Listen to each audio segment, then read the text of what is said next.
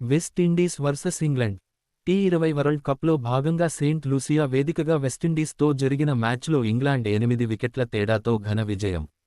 ప్రధానాంశాలు: T20 world కప్లో కీలక టైంలో ఫామ్లోకి వచ్చిన ఇంగ్లాండ్, వెస్టిండీస్పై 8 వికెట్ల తేడాతో గెలిచిన ఇంగ్లీష్ టీం, 2023 డిసెంబర్లో బ్యాటింగ్ కన్సల్టెంట్గా పోలార్డ్ను నియమించిన ఇంగ్లాండ్ క్రికెట్ జట్టు దూకుడుకు మారుపేరు. బజ్ బాల్ ఆటతో టెస్టుల్లోనూ టీ20 తరహాలో చెలరేగుతున్న ఇంగ్లీష్ జట్టు, టీ20 వరల్డ్ కప్ ఆరంభ మ్యాచ్లో ఆశించిన స్థాయిలో రాణించలేకపోయింది. సూపర్ -8 చేరేందుకు స్కాట్లాండ్ నుంచి గట్టి పోటీని ఎదుర్కొన్న మాజీ ఛాంపియన్ ఆస్ట్రేలియా సాయంతో తదుపరి దశకు అర్హత సాధించింది.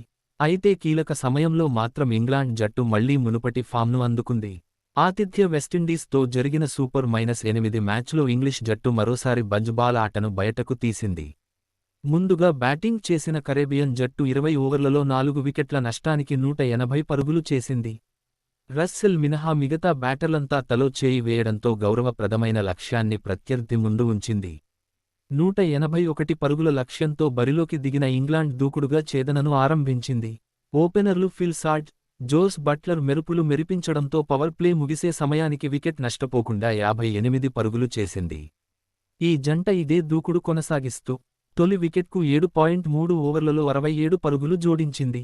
మొయిన్ అలీ 13 పరుగులకే వెనుదిరిగిన జానీ బెయిర్స్టో 26 బంతుల్లో 48తో కలిసి సాల్ట్ 47 బంతుల్లో 87 నాటౌట్ ఇంగ్లాండ్ను ఈజీగా గెలిపించాడు. ఇంగ్లాండ్ చేజింగ్లో 15 ఓవర్లు ముగిసే 2 వికెట్ల నష్టానికి 141 పరుగులు చేసింది. చివరి 30 బంతుల్లో 40 పరుగులు చేయాల్సిన పరిస్థితి. అయితే షెఫర్డ్ వేసిన ఇన్నింగ్స్ 16 ఓవర్లో ఫిల్ సాల్ట్ బౌండరీల వర్షం కురిపించాడు. వరుసగా 4-6, 4-6, 6-4 బాదిన సాల్ట్ ఆ ఓవర్లో 30 పరుగులు పిండుకున్నాడు. దీంతో ఇంగ్లాండ్ మరో 15 బంతులు మిగిలి ఉండగానే లక్ష్యాన్ని ఛేదించింది. దీంతో టీ20లో వరుసగా 8 విజయాలు సాధించిన వెస్టిండీస్కు ఓటమి.